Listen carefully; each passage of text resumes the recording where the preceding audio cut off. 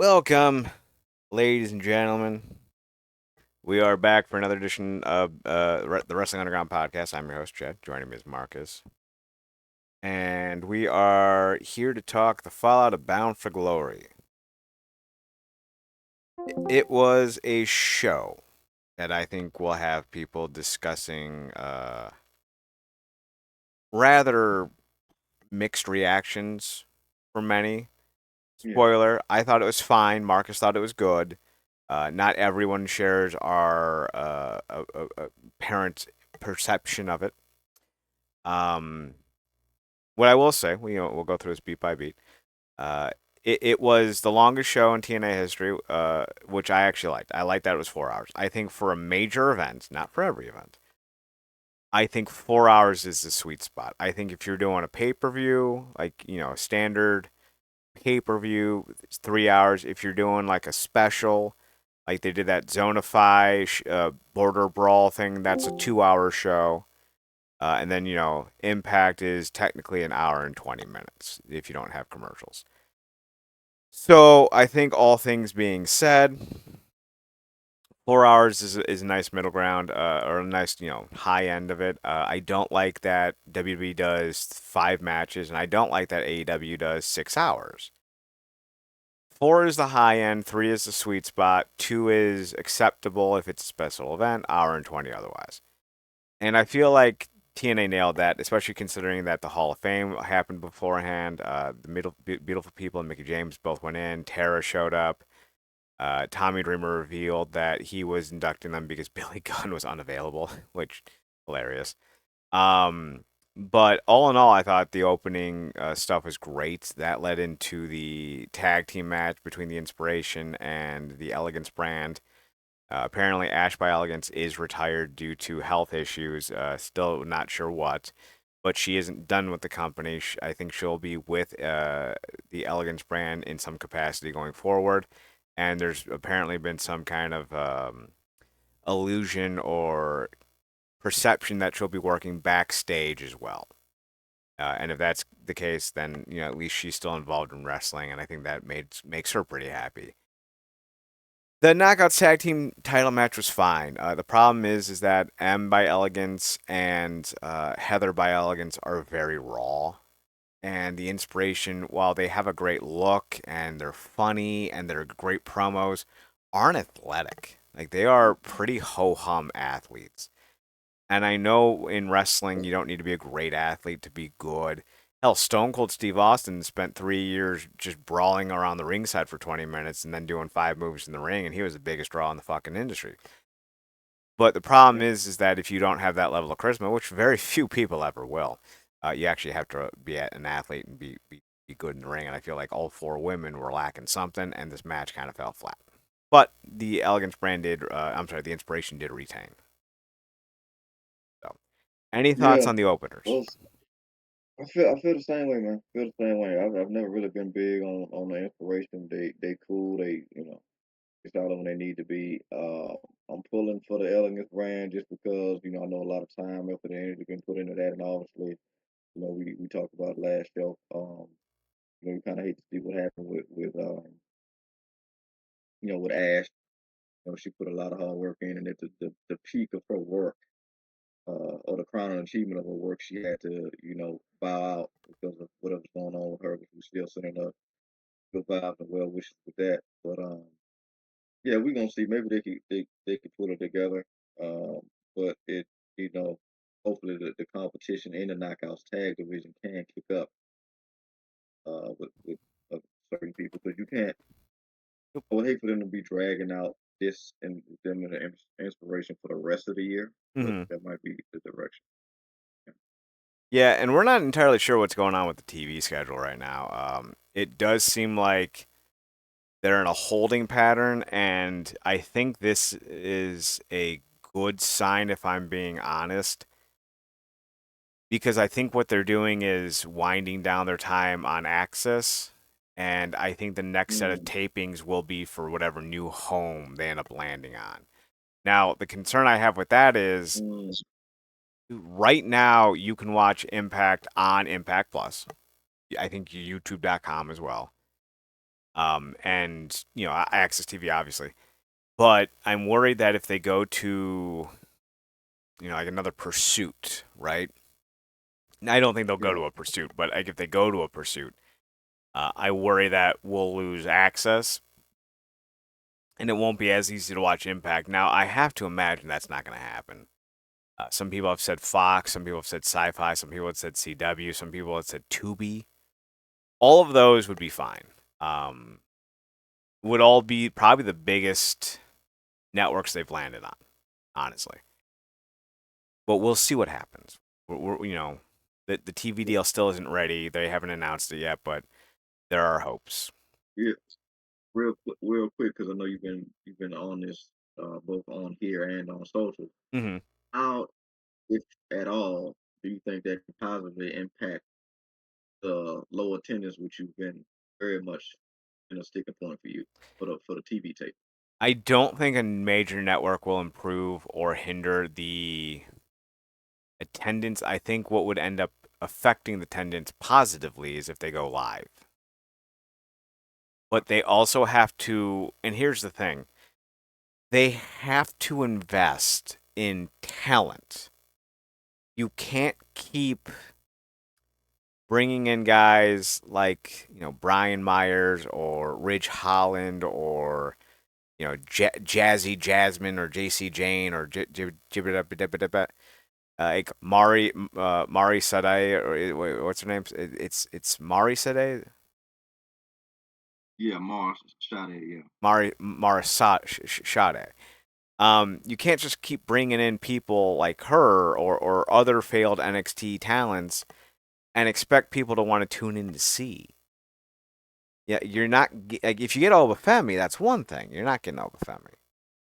You're probably going to get Wes Lee, and that would be a smart move. I think a four-piece Rascals is what the world needs to heal. But I feel like they're almost touching God, but refusing to admit it because like the guy with Trick Williams was if I remember correctly Brett Ryan Goslin, former MLW wrestler. And Brett Ryan Goslin, spoiler alert, is going to have a Feud of the Year nominee with Alex Kane up on our website here in about a month or two. And they have, I don't remember what the goober's name is, and I don't mean that derogatorily. Like he seems chill. They had this really beefy dude with hair who wrestled a few weeks ago, and he was one of the security guys for Mustafa Ali. He could be something real interesting. You had Hammerstone. I'm going to keep harping on that until I'm dead. Like, that dude could have been the next, and not in terms of racist, but in terms of popularity. He could have been the next Hulk Hogan. You bring him out in denim and jean, you make him be like an overly comical, almost absurd patriotic character who does a voice when he cuts promos and wrestles the way he does. He would have so many fans. It would basically be what he did in MLW, but on a higher level. Alex Kane is a free agent. Akira is a free agent. I know he's got a lot of drama going on with Masha Slamovich right now. You got Facade, like he's a free agent. There's so many indie guys who have such a distinct, unique look. Cara Noir, you could bring them in, you could get them over. Instead, we're getting you know, just generic, random ass characters from NXT with like generic names and generic styles and generic moves. And everyone's like, well, why can't they draw more than 900 people for a TV tape? And I don't know, man. Maybe it's because we can't tell which member of Dark State this is because they all look the goddamn same. I'm just saying, you want superstars, you need to make them look like fucking superstars. This is a goddamn fucking mystery. Yeah, It's pretty yeah, fucking simple. and it's also weird when when you go to places for like therapy or the places for help, and then it's a hallway and it's like AA is one door, grief counseling is here, and then so on and so forth. That's what it feels like with this partnership. It's like you get fired out of WWE and it's like two doors down, there's the TNA office. Right there. Yeah, Like, pretty wow, much. it used to be across the street or up, and now it's just like so. It's just weird because you called it it was a week or 2 weeks ago when they did the brawl for all the end of shows, and it's like all these people were here 2 weeks ago or a year ago. It's so weird. It's kind of sad, honestly. And it's a great segue to open up the show because the opener was Steve Macklin, a former WWE talent, versus Frank Kazarian. Now listen, I don't mind Macklin. I don't like Macklin. If you're like Steve Macklin's the biggest name on this card, I'll be like, cool. I'll play my N64 again. I'm good. I don't need to watch. And I like Frankie, but I feel like I like Frankie in a way that people like Seth Rollins. Like I want to like Frankie. Does Frankie actually do anything for me? Not as a major name, no. I think he's a decent promo, and the fact that he's 48 and moves as well as he does is really unheard of. But also, he's 48, maybe 49 now. I don't remember, and he's still one of your 5 featured players. That's fucking that's a travesty. We're gonna get to the Bound for Glory Gauntlet Battle Royal here in a little bit, or the Call Your Shot Gauntlet, Yeah. and I'm gonna highlight a few names that have been dicked over, in part because of Frankie Kazarian. Now I don't think Frankie Kazarian's doing a John Cena, Hulk Hogan where he's burying people. I think Hunter Johnson, aka Delirious, and Tommy Dreamer are terrible fucking bookers. At the very least, Hunter Johnson is because he's goddamn travesty to wrestling. I don't know why he's in this fucking company.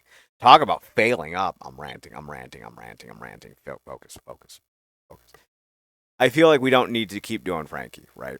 I feel like he had his comeback. You know, he won the X Division title. He won the international title. I think he can, fuck off into retirement now.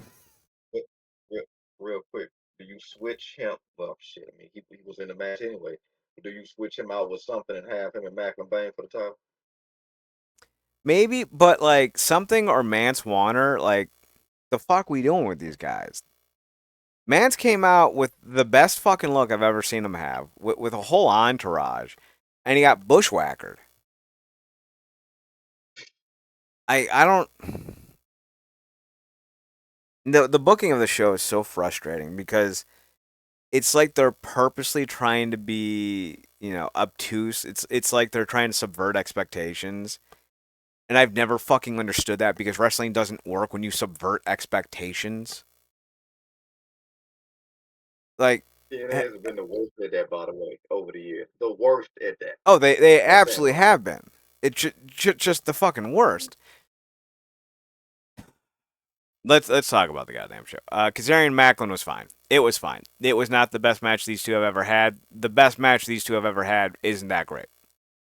Macklin is a solid athlete, but he's not very nimble. He's got a good solid base. He moves well enough laterally, but he's not very quick. And that shows in his work. Frankie is quicker than him, and Frankie is 50. Frankie is 10 years away from getting an AARP card. And he's quicker than your 37-year-old prime athlete. Like that's not good. Macklin is limited. Macklin isn't bad.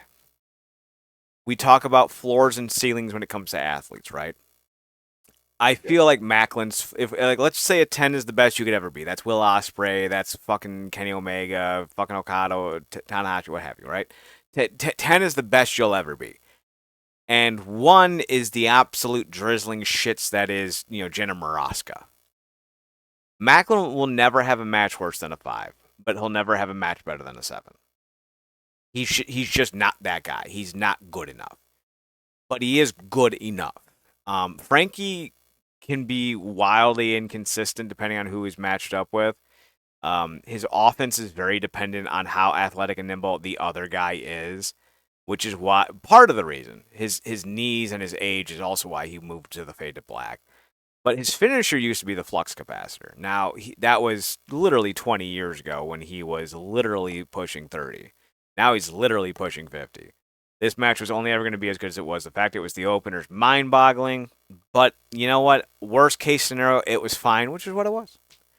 Macklin gets the title belt back, and I feel like Frankie was only international champion to basically say thank you.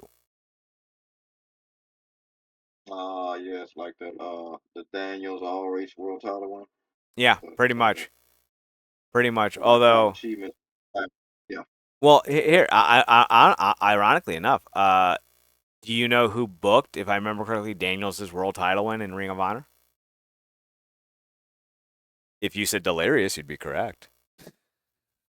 Oh yeah, oh yeah, 'cause nearing the garbage area. Yeah, because you're not the only one that think he wrote them into oblivion. Oh, he fucking did.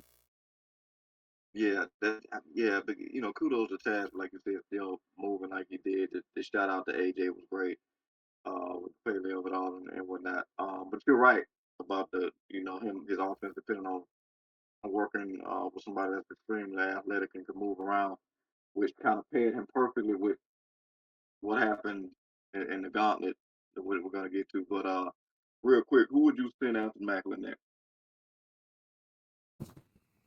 I don't know. This roster's fucking depleted. Apparently, like 12 or so guys have their contracts up, which is not. This is not doom and gloom. I want to be very clear. Everyone's like, "Oh my god, they got so, this happens every year." Right? Like we've talked about this before. The end of the year is contract season for TNA. They're just the most obvious about it. Um, right now, with who we have, right, just specifically with who we have on the roster, maybe Elijah. But that's Mm, depending on how you want to do Macklin going forward. Because I know they made him a face. I don't think that was a yeah, great idea. But like now he's a face, so like I don't know where you go from there. Maybe Mance, if you have any faith in him. Maybe Jake something if you have any faith in him. But after the gauntlet, I don't know how you can convince me you have faith in them. Which I is mean, fucking it's outstanding because not. Mance was killing it in MLW, and Jake something has Yeah, proven he's one of the best hands you have. yeah. I wonder what him and Ali could do together. Ali could make for It, international champion. that could be a lot of fun, especially with Ali doing the whole political campaign candidate gimmick with the Order 4 and Macklin being a former soldier. That could be a lot of fun, actually. I'm actually not against that idea. Yeah, Ideas I am against seeing Tessa Blanchard and Gia Miller ever wrestle again. I think Gia Miller could be a decent wrestler. The same thing I would do for Frankie right now is the same thing I would do for Gia. If you want to move Gia into a full time wrestling spot, I don't think she's terrible. She's been wrestling about 3 or 4 years. She only has, I think, like 30 or some odd matches, so she's not experienced. I know dudes who are trying to make it into the lower tier NWA who have had like 8 times the number of matches, and they're still trying. So like Gia's baby fresh, right? Like the number of matches yeah, she's had in her career is usually what somebody would have in the first half of their first year. So she's baby fresh. This was not a good yeah. match. I don't know if some of that was on Tessa. Tessa just revealed that she had breast implants. I've never had breast implants before, but I can imagine that there's a significant downtime. She said that she was basically laid up for about a month. That's a month of no cardio. That's a month of no in ring work. I wouldn't be surprised if she came into this match a little bit winded and a little bit gassed because of the fact she was basically recovering since she left television. That's why she got written out. So like when you compare this is Tessa's, I think her first match or second match or third match back from her surgery with someone who's baby fresh. Yeah, it's not gonna be good. Put G in a tag team. She's not the most athletic, but she does seem to have a sense in the ring. I think Frankie, going hand in hand with Gia, I think Frankie would be best served in a long term tag team now as well. That's why I think they would both benefit from the same idea. I think Gia in a tag team would be a good idea, especially with someone with Yeah. significant more experience. Not Jody Threat. I think Jody's only had about 10 years, which is not nothing. But like if you got like the beautiful people like Angelina Love back for a year or two, maybe Mickey James, Tara, maybe you get Taryn Terrell back though she's retired. Maybe you can convince her to unretire. There's some names you can get right, and if you get these names, I think Gia would do well in that tag match. I really do. But this match was ass, and I didn't Yeah. expect it to be anything but potential. But that's all it was, potential. Any thoughts on this one? Yeah, I'm saying what I was gonna ask you, do you think she's TNA's Maxine Dupree? She could be. I think Maxine Dupree's a better athlete. She's really, really talented as far as an athlete goes. Her finding her way into wrestling is less shocking than I think people realize. I don't know if Gia has Yeah, the same athletic background. She might. yeah, We'll see, yeah, but we'll see. yeah. It's and that's a really interesting thing that ironically gets brought up through by way of Tesla with so many women in the industry that we know that have clearly had breast implants. I don't know if that's ever been a conversation that's been sat down and had even in interviews about was there a transition when you did it at all change how you wrestled when you first came back post op. Um, because I would imagine that's something that you have to get used to, particularly if it was you went up or you went down, whatnot. Mostly in wrestling, we've seen women get the implants go up. Rather, we've seen women get reductions. So I wonder how that does change how they maybe go about doing stuff in the ring. But yeah, that's interesting. By the way, I put something in the chat. But yeah, that's an interesting point. But she did what she Tessa did what she could to give the girl a quality match. But that was the match was capped off at a level of mid from the booking standpoint. So, I the did minute it see was I made. I did see that. That was hilarious. Yeah. So we'll see what And, Gia can do. I'm not against it, right? Like I think she could be interesting, yeah. but I'm not over the moon. There's potential. We'll see. Yeah. Now we move on to the Call Your Shot. Apparently, Zaya Brookside was out due to an illness. So we got Li Ying Lee to start, then Mara Sade, Nemeth, Ryan, and then Nick, Cedric, Rich Swan, AJ Francis. Let's see who else. Travis Williams, BDE, a YouTuber who I've never heard of before in my life. The Rascals, all three of them came in collectively at number 10. Danny Luna, Eric Young, Jake Something, Rosemary, Cody Deaner. Cody Deaner's over as the hometown man. Like it's a dumb gimmick and it works, and I think that's kind of what makes me happy. Yeah. Yeah. Really interesting point that because not we don't not a lot of things to heap a whole lot of compliments on to him for most of these days. But I thought it was ironic that he ended up having most of his significant portion, particularly on the apron with Eric Young, who years ago would have been that guy. It's Mm-hmm. like Super Eric or something. Mm-hmm. So that was a little thing that kind of noticed. But yeah, he's fully embracing that thing and it's actually working for him. So kudos to him. Right. Uh, I think he's the nephew of Little Guido. Zach Clayton comes in at next. I'm wondering if he's going to stick around. Danny Luna, I'm sorry, Jody Threat's next, but she gets taken out by Frankie Kazarian, then Santino, then Matt Cardona, then Mance Warner, and it's collectively stupid. Just the fucking worst. Jake Something and Mance both kind of fail to impress because of booking. The ending is Nick Nemeth and Frankie Kazarian. They have a nice little back and forth, but like Nick's 45-46, Frankie's 48-49. What are we doing? What are we doing? Something and Mance should have been the last two guys. And I don't know why they weren't. And I don't know what this fetish that fucking Tommy Dreamer and Delirious have with booking ex WWE guys. But you had the chance to make Mance Warner or Jake Something into something, especially with the way Mance Warner entered. The setup for the show was fantastic, by the way. I loved the aisleway. I loved the smaller presentation with that little half Yeah. screen. Like it was great. It felt so unique. And Mance and Steph Delander come out with this great look, and he comes in and he lasts like 4 minutes. I don't think I'm being facetious when I say 4 minutes. And I feel like we could have gotten a lot more out of it. I feel like we could have made some stars. I feel like we could have set up the future of this company better. Now, as I'm sitting here talking, I'm thinking maybe they're trying to position Frankie and Nemeth because they know that when they launch on their new network, they're going to need Frankie and Nemeth to get eyes on.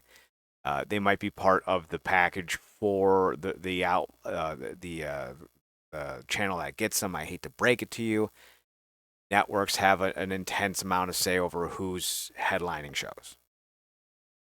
I know some people are gonna be like, "Well, that they should." Well, you gotta capitulate. This isn't your home. You gotta take your shoes off. I know AEW's done it. WWE Mm-hmm. has had numerous stories about how Fox or Netflix or USA wanted certain guys or certain feuds or what have you. I know for a fact that Jeff Jarrett beat Raven and then Rhino again because Spike executives specifically wanted him as their champion. A lot of people are like, well, yeah, TNA had the reign of terror with Jarrett. That wasn't a TNA decision ultimately.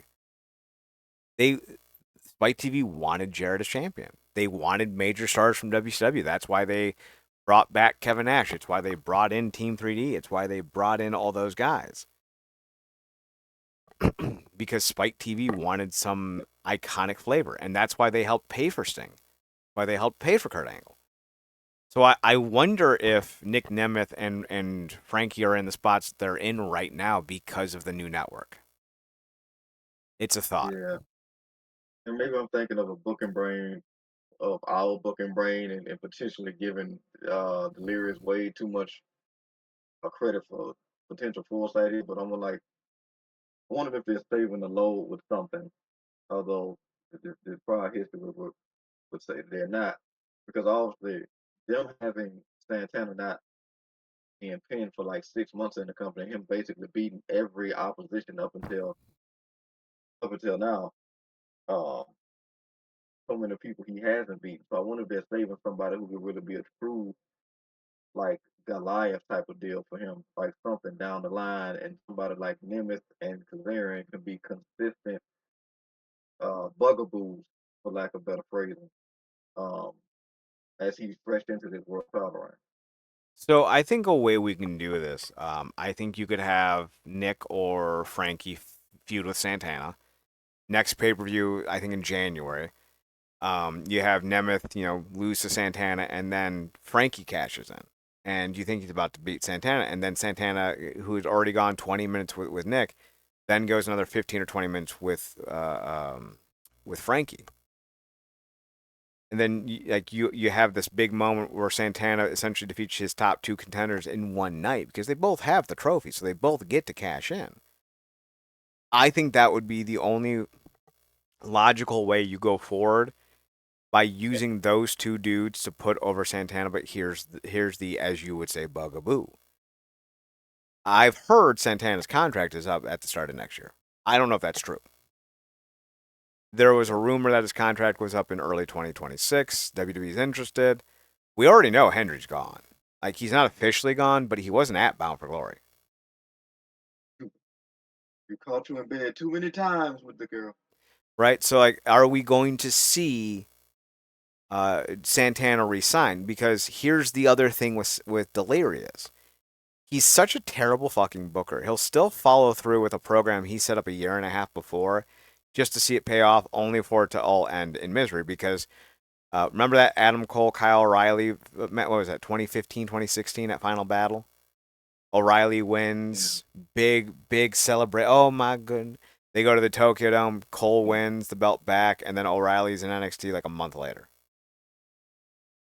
Yeah, I, I wanna have faith in Santana because he put so much effort and time with TNA, and they've really given him the spotlight that I thought he wanted to do in AEW, but just wasn't the right sauce and space and time. So I think he's gotten exactly what he wanted and needed to do in TNA. But you just never know. I mean, they seemingly dropped the ball with Alexander. That was an easy layup Yeah. in some ways. So you can't. It's hard. It's like what you just said is great booking, but that's total wrestling brain. Mm-hmm. That's quality Portal wrestling brain. The way they do stuff, they'll just put Santana in a triple threat with the two of them and say that's they call their shot, and that's Yeah. not even the point of that situation. You get what I'm saying? So it's Mm-hmm. like I'm hoping that that's not what they do and they go with something like you said, because what better way to showcase just how good this guy is than have him pull an Iron Man feat with two guys who are one TNA legend and Hall of Famer and future Hall of Famer, and somebody like Nick who can absolutely still go on a former TNA world champion. So that's the right way to do things, but doing things the right way again, that's just subvert expectations fest. I think you talked about and other people thought they were gonna go the way that they did with how they did the Moose thing with Mm-hmm. Alexander Mm-hmm. with Santana. And it felt like they knew about that and teased on that, and then obviously you, because if you don't pay that off, you might as well just walk him on to WWE's main roster on that night. So we'll see, but I want to have faith that Santana saying that this getting the world title will aid in that negotiation. Hoping. Worst match on the card. Kalani Jordan and Indy Hartwell go at it. Here's what I'll say about this match. Kalani Jordan isn't good. Indy Hartwell is dramatically bad. I think Kalani Jordan lacks ring awareness. She seems like she's memorized moves, and like that that's okay for NXT. Like I think NXT wrestling is mostly ass. And Kalani Jordan fits with that. She fits in the mostly ass category. You know, the few guys who are actually good in NXT, Obafemi, are guys that people want on the main roster. When for the most part you have Ricky Starks and Ethan Page as your top two guys, you don't have a lot of, you know, chutzpah. You don't have a lot of faith in your roster. And I think that's Yeah, part of the issue. You know, you've devalued so much of NXT. You have to have TNA involved because most of your talent sucks. And most of your talent sucks because you have a group of people who never learned how to wrestle the way that so many icons learned to wrestle. They didn't wrestle the end. yeah, They didn't spend a year being broken in Japan or being stretched in Mexico. yeah, They proved that they had abs, could jump off the top box of the box drills, and then got signed, and then thrown on television 6 weeks later. Kalani Jordan never had a chance to be great. Not with the way WWE does their current development system, and it's not like their developmental system is terrible. Like think about it. Who are their top guys right now? 46-year-old CM Punk, 40-year-old Seth Rollins, 40-year-old Cody Rhodes, right? Gunther's uh, almost 40. yeah. Drake, Knight, LA Knight. LA Knights, he's in his 40s. Drew McIntyre, Drew Galloway's Yeah, about to be 40. If he isn't, Kevin yeah, Owens is over 40. Sami Zayn's pushing 40. Like, yeah, you've made no new stars. Carmelo Hayes is in yeah, a is feuding with a 43-year-old Miz. yeah, You know, most of your NXT call-ups have failed. Finn Balor came over from New Japan as one of the biggest names ever. Won what was supposed to be the biggest title in WWE history, and then was relegated to lower yeah, mid card status. And then he's in a fucking forgettable feud with another terrible prospect in Dominic Mysterio. Another guy who just knows how to do moves and is entertaining as a character, but as a wrestler, is just ass. And JD yeah, McDonough, who I mostly remember as the guy who once pissed on, not literally, figuratively, Cody Rhodes and his involvement in the UK wrestling scene. Like WWE doesn't make stars yeah, anymore; they buy them, and I think that's fine. That's what you are. You're not the Cleveland Guardians. You don't make stars. You're the New York Yankees. You buy them. And when yeah. you Not when not when you buy your exclusively. stars, you need to do better with the or at least you just accept your situation with developmental because it's terrible. Yeah, they pick, and we've seen that kind of fail because they handpicking people out of college and they thinking it's gonna be an easy circulation process, and it's not. A lot of these kids in NXT, because this is that era of them having a roster full of what they got now that's under them topping everything off with like super indie talent that they were doing during that specific era where Tommaso Ciampa and Johnny Gargano with a Cena and CM Punk for the brand. Um, that's not a thing anymore. And a lot of these people are fresh and new, and you know you got people coming up from Evolve and LFG to your point, it's just not gonna click. But with your eye, how much of what's holding Kalani back, outside of what you just said, is time, and how much off of any hope was holding her back is just existing. I think it's time. She's an athlete, genuine athlete. Yeah, You can tell it in her movements. The problem is that WWE doesn't teach you how to wrestle. WWE teaches you how to be a WWE star. That does not involve yeah, wrestling. No chain links, no graps, just moments. When you're just learning how to do moments, you're never gonna learn how to be good. So I feel like that's the biggest thing kind of holding her back at the moment. Um, she's not ready for this. And I think that's the biggest issue. Indy Hartwell, on the other hand, is just bad. And I don't understand. I mean, part of me does, but for the most part, I don't understand how we got here. We saw how bad she was at Slammiversary. Listen, Tessa Blanchard might be a raging racist, but Tessa Blanchard's right now, today, and I mean this unabashedly, is in the top 10 conversation for best women's wrestler going.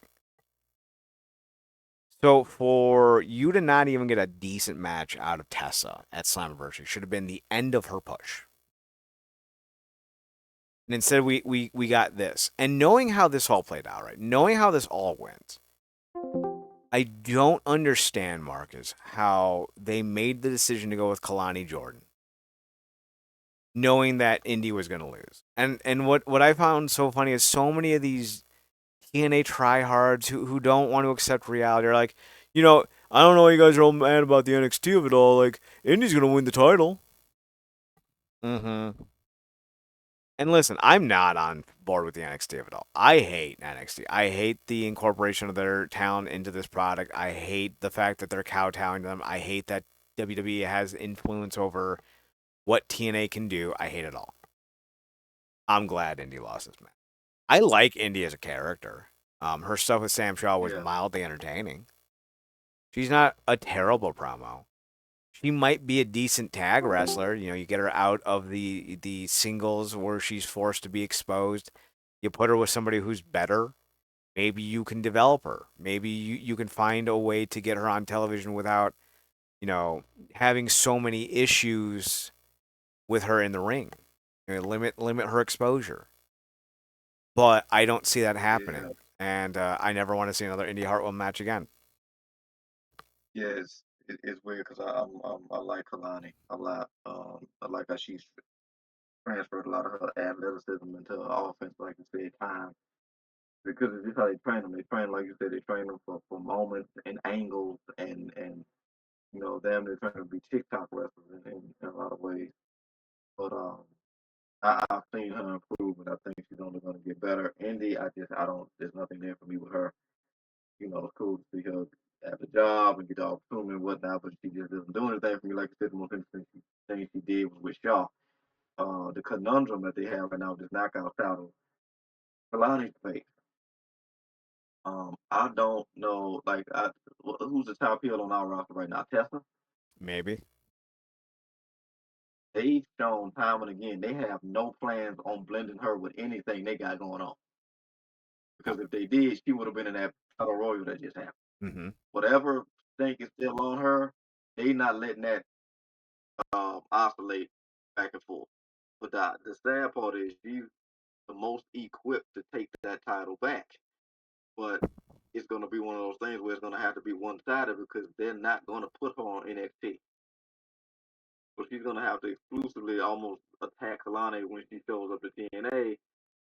So that's the thing. Unless I wanted Rosemary to step up to the plate, but they kind of already threw her to the wolves early on in NXT. To names like Wendy Chu and whatnot. I don't know why they look at names like Rosemary who can still be serviceable on the role we need her to do. People like something and just they don't. And again, to your point, it's delirious. They got you know Ash by Elegance and these older names on the brain, and they just won't move proper pieces into place. This is the perfect time to get Rosemary back to that title, and they won't do it. And it's weird being caught in this place because I'm sitting up there like I wonder what's worse. I almost want to bounce this off you. having somebody that's on NXT with the title, or would it be head scratching but cool if Jordan was the one that held it, but she's in NXT? No, TNA talent. Move on from the NXT of it all. I think Rosemary, Lee Ying Lee. I don't care who at this point. Just someone who can actually wrestle, who's not Yeah, an indie. yeah. This Chicago actually showed out in the Gauntlet a lot. Who's the other name from the Danny Luna. Pop Shove It? Yeah, she showed out in the match. She could have been Yeah, one of the remaining ones in there. She was showing out. she did. She was fantastic. Yeah, Speaking of fantastic, the Hardcore War lived up to its billing. The system defeated the Order 4. Alicia took the bump of the night when Agent Zero, who was booked. So here's the thing: Agent Zero, decent wrestler, good look. Put Alicia in the thumbtacks. Was probably the star of the match. He's also like 41 years old. I think Delirious is just Jesus. booking people who have the same decade as him. This was a good Just match though, booking this book club. right? Basically, this was a good match. Go back and rewatch it if you haven't. It's or go back and watch it, I should say, not rewatch it. Everything you wanted it to be. It was a great blow off to their feud. We will see where both teams go from here. Too much went on Yeah, to accurately put it over, but yeah, definitely I would say the probably overall best match of the night, personally. yeah, yeah. I mean, look, whatever backstage award, MVP of the night, the awards that still will be given out that we be seeing online. Like everybody need to get them, but specifically system and more specifically Alicia. Alicia Evans. Mm-hmm. Yeah, Yeah, her spot into the tax was incredible, and she took that like a champ. What should have been match of the night Leon Slater and Javion Evans. Apparently, the WWE had basically their fingers in the jar here, saying almost explicitly, we don't want him to lose. So I don't know if the decision was made to have him not lose or if the decision was made that they wanted to put Dark State over, but either way, this match was going great for 20 minutes. I don't remember hearing anything about a 20-minute time limit, so that was kind of weird. Um, they go 20 minutes, it's a tie. Then they get 5 more minutes, and during that 5 minutes, Dark State shows up, and the match goes to a no contest. Javion has that bouncy gimmick where he like bounds off limbs and like does like little flips and shit. He didn't really do any of that.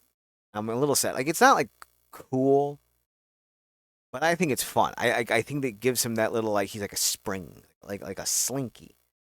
But he did show yeah, out. He did show out. My girl joined me for this match. She was coming down to see how I was doing because I was both doing work and watching the event, yeah, and she came down to say hi. And she loves Leon Slater. She calls him her little flying squirrel because the first match she ever saw him in was against Moose, Rocky Bullwinkle, flying squirrel. And so she was really invested, and she loved what she saw.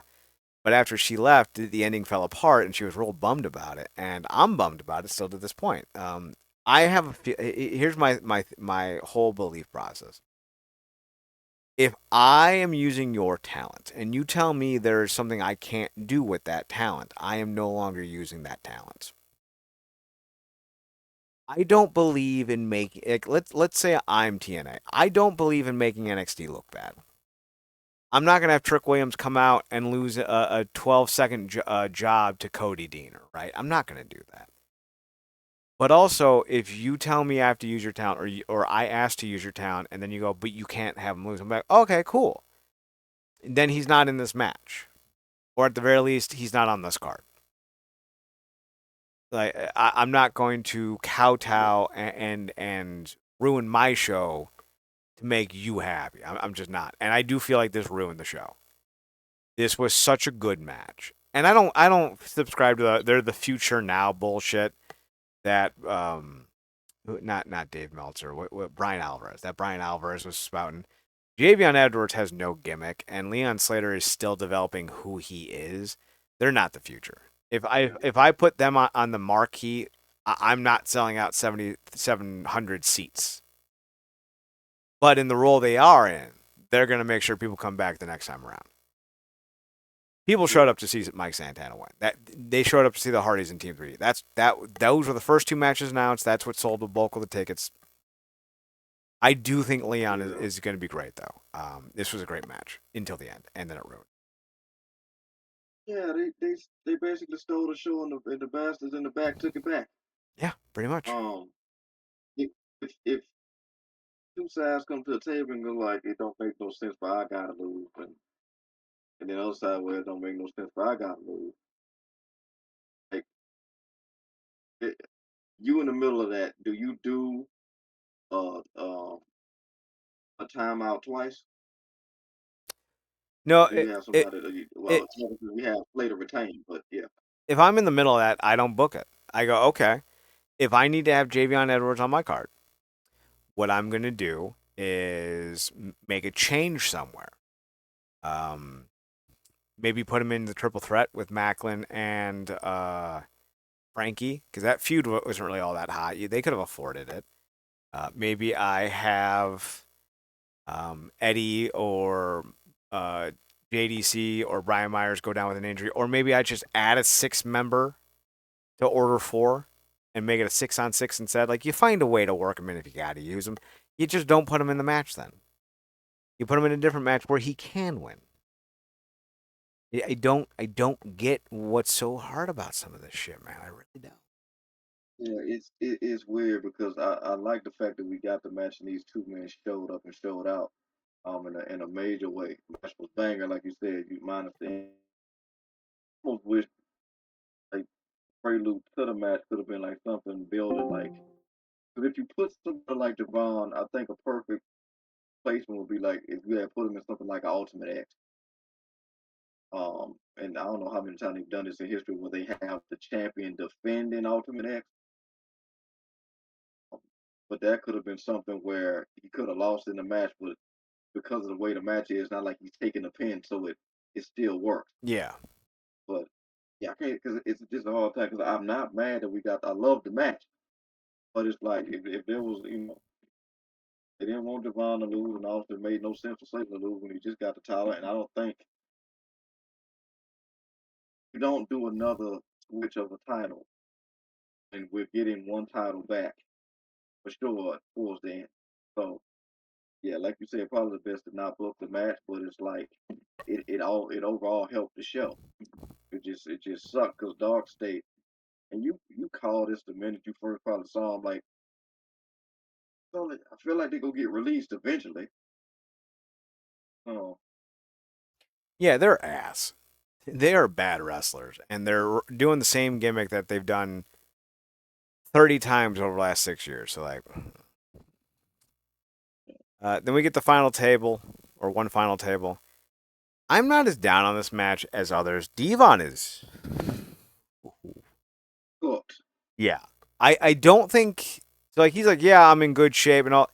And he didn't look bad, but here's the thing: whatever happened to him, I don't know if it was the stroke, if it's age, if it's all the shots to the head.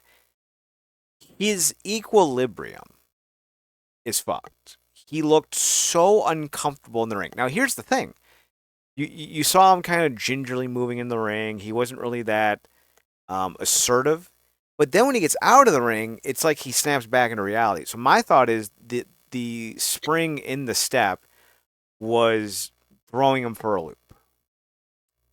And I don't know if that's what was actually happening, or maybe if he was overwhelmed, or maybe he didn't know if he could push himself as hard as he ended up pushing himself, and he ended up finding a second gear. He looked bad at the start. Um, what I will say is, even though the Hardys are about the same age as Team 3D, I do think that they really do show how much more athletic and capable they are despite their age. Um, I think Matt went through a table first with a 3D.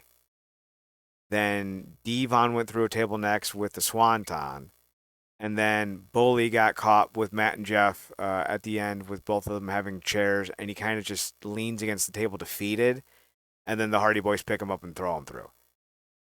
I thought it was fine. I thought it was this was never going to be Sting Muda, right? This was never going to be Osprey No, Swerve. This was the best it was ever going to be at this point. And I think that's good enough. I mean, look what we got. Somebody laid it out. There was like it's. I wish I would have saved it, but there was like it's four what 40-something-year-old or 50-something-year-old men. 350-year-olds and a One 48-year-old. 50-year-old, 48-year-old. One's life been rivaled by drugs. Others, you know, life been rivaled by just bad ring stuff and turbulent times as well. Matt had his own demons. Devon potentially had a stroke and whatnot. Bubba's just older. Thank God he got in shape years ago. But this was to me that, and I said this before we came on. Like this match was like molasses with pizzazz. It really was. Because yeah, it was always gonna be slow moving the pace. God bless them for being able to do what they did. The hardest to me was always gonna look better because they've been able to maintain. They got more real real time minutes over the last decade, both separate and together. Um, I am grateful for the fact that they was able to do an actual match because had they been in any worse condition, it might have been a thematic, some type of thematic match where they would have did it on the compound and then would have did a pre-tape or something. But yeah, I think I'm right there with you. This was about as good as we were gonna get. The fact that they did the stuff that they did is kudos to them throwing it back to that TLC match or whatnot because Jeff did not have to do that spot off the ladder and who that was that took it. It wasn't Devon, but I would imagine it was Bubba. So yeah, just kudos to him. I thought that last piece of it was actually good. A lot of people was complaining about it, but I'm like, this will be the last hoorah. This was the Douglas last hoorah, and he was the kind of just went out on his sword like I'm done. Put me through and put me out my misery. So then they did the whole thing at the end, leaving the boot. Hopefully, this is one of those things where we see people do stuff like that and actually stay retired and stick to it. Um, yeah, I'm just glad everybody walked out of the match because it could have went a lot worse. But I thought they delivered. Like you said, this was never going to be. Do you for you was this is on par or worse than Sting's retirement in terms of a match? Oh, it was worse. Sting's retirement was amazing. Yeah, It was just yeah, flat out amazing. Now, do I wish we could have seen old man Sting in his final run? Yeah, I think that would have been interesting. yeah, But I liked how we got it. I yeah, doubt Bully's done. I know for a fact Devon is. Devon has said as much numerous times. This is it. And if Devon is done, Team 3D is done, and I think that's more symbolically what we got with the boots. We'll see if Bully's done, but yeah. I doubt it. That takes us to the main event of the evening where Santana beat Trick Williams. There's a lot of glazing going on. A lot of people are like, "Oh my god, I didn't like this at first, but like Trick Williams did the best work of his career in TNA, and it was really great." No, it was awful. Trick didn't have one good match in Yeah. TNA. Trick is not a good wrestler, and this was not a good main event. Trick, he's got the size, and he's athletic, and he's actually like a really compelling character. But his character's not. I shouldn't say compelling. His character could be compelling. He's very, he's got the same gimmick as like half the fucking NXT roster, right? That's the fucking issue. But he's a good enough wrestler that he can be something legitimate. But he's not there yet. And Trick is the pinnacle of mediocre NXT champion at this point. And Santana's been having bangers with everyone. He had a banger with Ridge Holland. Didn't have a banger here. This was at times rough to watch. Now here's the thing: Santana won. Kind of won unexpectedly. Not unexpectedly, like oh my god, I can't believe he won. I can't believe that that's the way they decided to end the match. Um, Santana winning though is a great thing, and I'm hoping he sticks around long term. I hope we're not just getting 4 or 5 months of him until he goes to NXT himself. But I would sign him to a 2-year contract minimum if I'm TNA, because you just spent Absolutely. the last 7 months building up to this. After Hendry won, after Hendry flamed out at WrestleMania, this has been the storyline.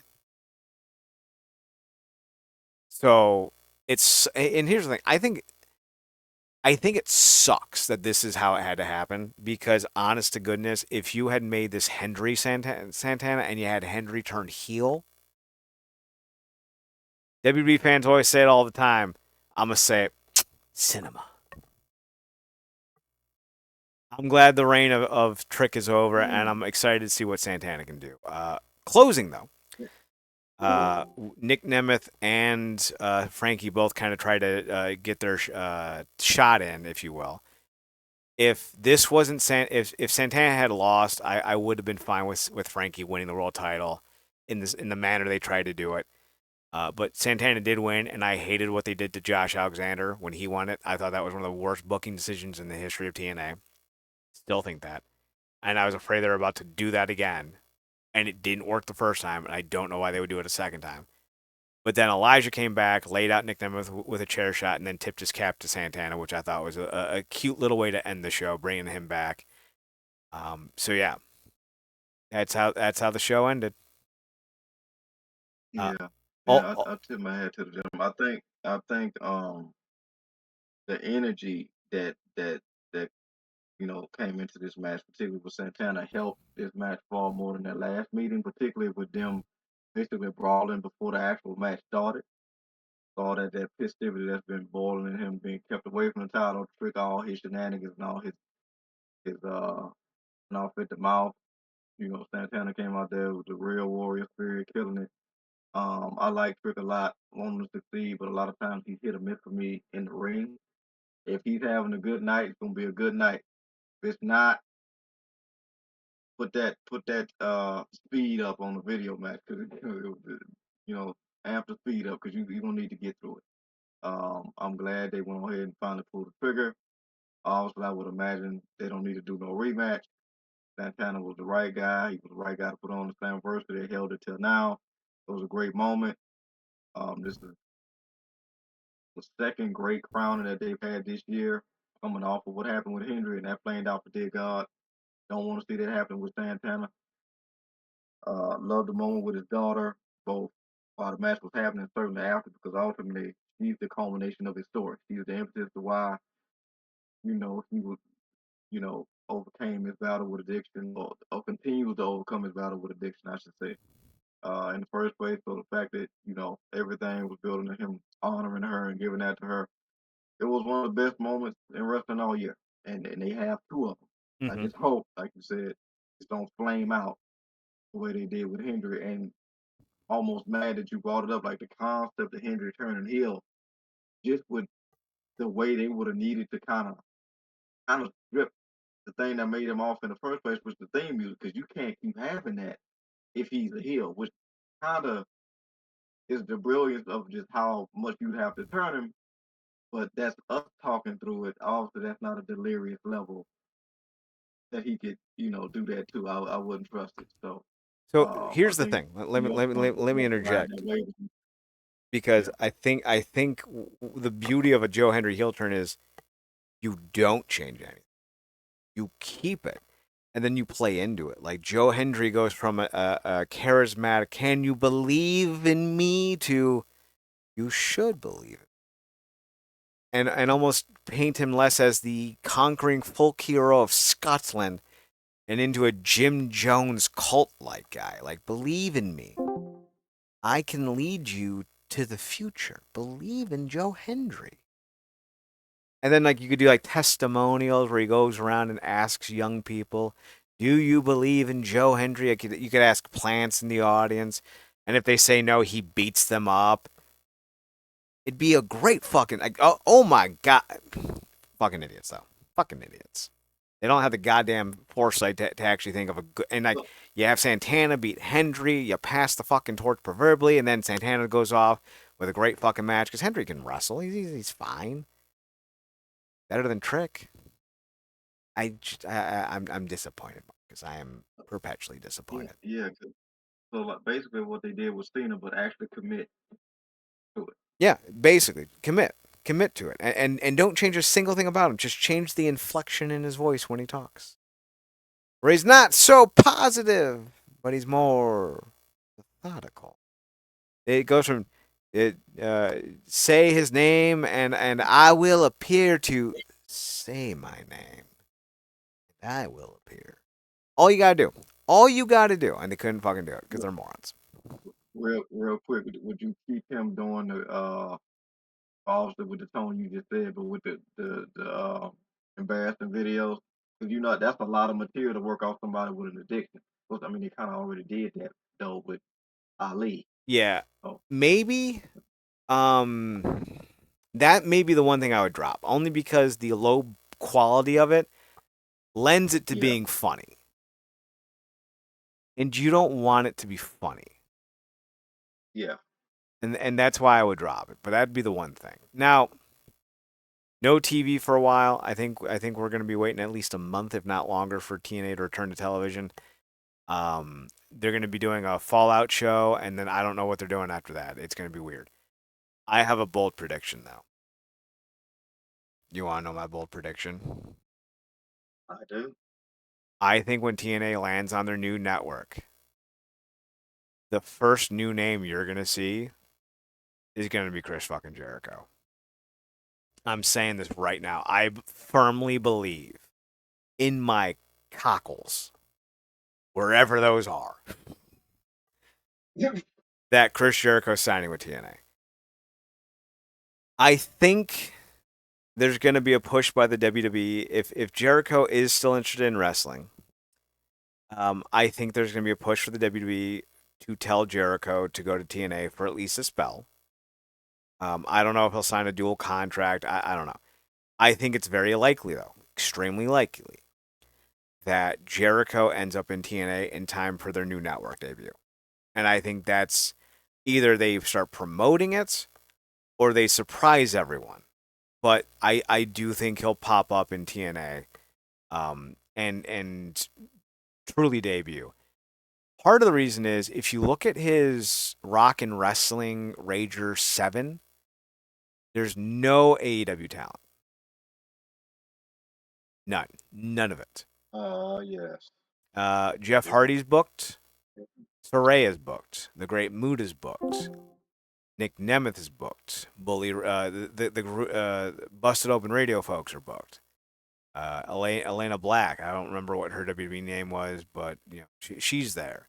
Or Jade. Cora Jade, Yeah, Carlito's Cora Jade. booked. Shotzi's booked. Vampiro, Blue Meanie, Buff Bagwell, AJ Francis, Natalia Markova, Victoria Crawford, Indy Hartwell, apparently Lacey Lane and Casey Catanzaro. You got a lot of guys here who are in TNA. And I think you're going to end up seeing Jericho add more TNA talent. And I think what you're going to end up seeing eventually is that Jericho heads to TNA. Also, I don't know when the last time they performed live was. Jeff Hardy will be performing live on the show with his Peroxygen Y or Peroxygen group. Yeah. So there, there, Yeah. there's a good chance that I think we see Jericho in TNA in 2026. Yeah. Yeah, I say that may be your most knowing you all this time, doing this show with you all this time, that may be your boldest prediction yet. Um, including you using the word I think for the first time, cockles. Yeah, So this it's a is a big day. lot. But if we had to break it down three ways, percentage wise, him staying in AEW, going to WWE proper, or to your prediction, um, TNA would make the internet implode, would really make it worth it in itself. So Um, what I'll say is this: I think it's 48% that he goes to TNA, 47% that he goes to WWE. I think there's a 3% chance that he goes back to AEW, and I think there's a 2% chance he ends up somewhere else.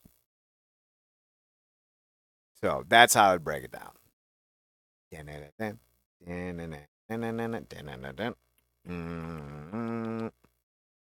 So you look at the last, they don't really need him in AEW. you know, You know, God knows he needs to stay away from everything Ring of Honor.